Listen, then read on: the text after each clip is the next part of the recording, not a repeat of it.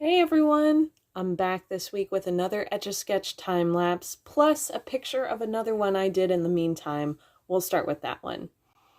This is supposed to be Clara and Barrabás from Isabel Allende's book, House of the Spirits.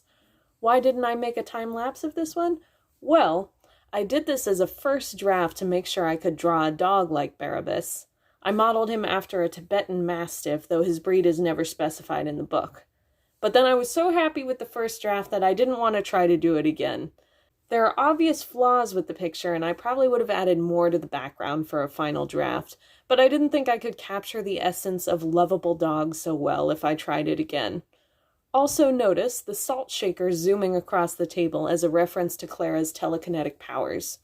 This is an awesome book, by the way. I'm a little more than halfway through it, and perhaps I'll do more art from it in the future. Okay, moving on to the current time-lapse. This is by far the hardest one that I've done so far.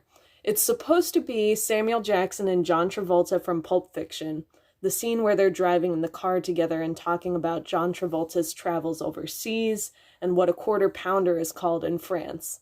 For those who don't know, it's a Royale with cheese. I picked this scene because it exemplifies what I like best about the film, the mundane, true-to-life dialogue. These characters feel real and lovable to me because, on the way to do a hit for their gang, they're talking with apparent carefree happiness about what fast food is called in other countries. In a standard action movie, they'd probably be grimacing with the seriousness of what they're about to do and talking about logistics and other hitman matters.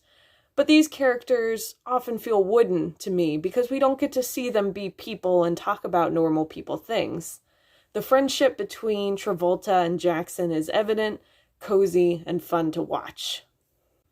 Not only is it believable, but just by watching this scene, I'd love to sit down and have a meal with these guys.